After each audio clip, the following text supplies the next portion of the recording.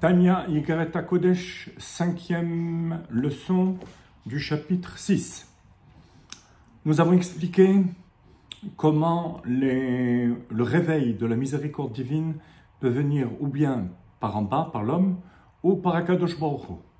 D'autre part, il n'y a aucune commune mesure entre l'amour et la crainte qui sont réveillés par l'homme, et inclut bien sûr la compassion, ce sentiment de compassion envers sa neshama, d'annulation de l'âme par rapport à Kadosh Baruch Hu, aucune commune mesure avec l'amour et la crainte qui viennent par en haut.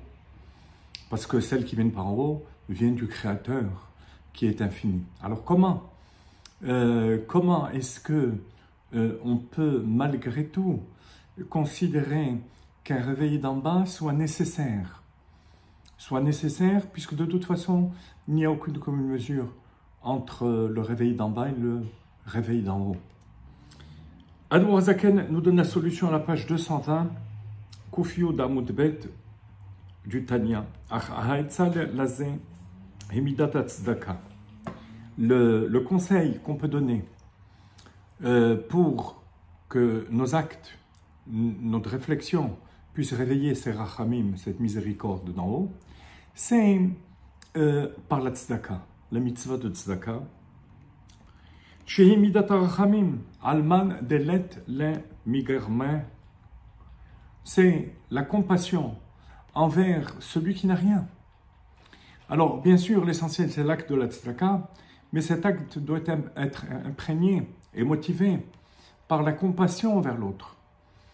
Et cette compassion ne doit pas venir de la recherche d'un intérêt de la personne, mais uniquement parce que l'autre n'a rien, alors que nous, on possède cet argent qu'on peut donner.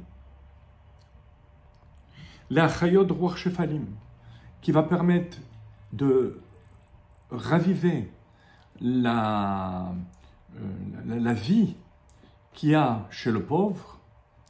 Et de cette manière, Akadosh Baruch Hu va aussi en retour nous rendre l'appareil en nous donnant cette chayut, cette vie qui va amener les rachamim, la miséricorde, à se réveiller chez nous. Par ce réveil d'en bas, on va déclencher le réveil d'en haut. Hashem me'orer yeshenim u'mekitzer damim.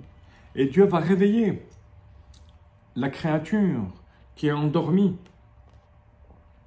Imprinad rachamim rabim v'chasadim elyonim anaelamim latzet ma'elam el hagiluy. Et c'est ce qui va réveiller la miséricorde d'en haut à se dévoiler. Ve'ara rabba la'or be'or hachaim. Et cette miséricorde qui va donner la vie et sortir de l'état de voilement à l'état de dévoilement. Ve'ha'ara rabba, avec un éblouissement particulier. Emet Hashem le'olam, cette vérité absolue de Dieu qui va descendre dans le monde, c'est au niveau de l'homme, pour réveiller sa miséricorde chez lui. Et le meilleur exemple, c'est celui qu'on emploie dans la Bible pour parler de la tzedaka, avec la parabole de la zriya, de planter une graine, et cette graine va ensuite donner un nombre qui n'a aucune commune mesure avec la graine. Surtout que la graine, pour féconder, il faut qu'elle pourrisse, donc elle devient néant. Malgré tout, c'est ce qui va amener ensuite les céréales, les fruits de la terre à pousser. Et en particulier, dit Admor Zaken,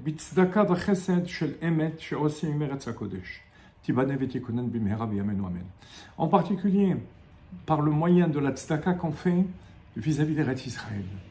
Très important de donner cette tzedaka, notamment avant l'allumage des bougies. On a l'habitude de mettre une boîte de tzedaka où la maîtresse de maison met quelques pièces avant l'allumage des bougies de Shabbat. Et d'ailleurs, si vous voulez une application qui correspond, ça s'appelle Pushre, et qui veut dire boîte de tzedaka, et ça part au Kollel Chabad, Rabbi Meir Baal Hanes, qui s'occupe des pauvres en Eretz Israël. Un petit conseil technique. Les Kaïm Hashakatouv Emet Meretz Yitzmach, pour accomplir ce que le verset dit, que le Emet pousse de la terre. Il s'agit ici de la terre d'Eretz Israël. Al-Yidei Zriat HaTzedaka Ba Vechesed Verachamim Rabbi Manei Safim V'nilkatim Letocha. Partout le bien et la tzedaka qu'on peut faire envers les pauvres d'Eretz Israël, c'est ce qui va réveiller les chassadim elyonim, la bonté supérieure de Dieu, qui est cachée, qui est voilée, comme il est dit à Shartzafanta, les chonena ou le hakima, pour affermir et relever la terre d'Israël qui correspond dans la Kabbalah à la sphira de Malchut, qui correspond à Knesset Israël, de la royauté divine, et qui correspond aux âmes juives qui font régner Akadosh Baruch Hu dans ce monde. Et c'est ce que le verset dit, que par la tzedaka, tu me raffermis. Donc on a répondu dans ce chapitre aux questions qu'on avait posées, notamment à la question de Titen Emet Yaakov, que on demande à Akadosh Baruch Hu de donner le Emet à Yaakov. Mais Yaakov lui-même, c'est déjà la tribu de Emet. La tribu de Emet, mais qui vient par en bas. Le Emet qu'on demande à Akadosh Baruch Hu d'envoyer, c'est le Emet absolu, qui fait qu'on se sent comme étant complètement annulé à Akadosh Baruch Hu, et ça se concrétise par la mitzvah de tzedaka.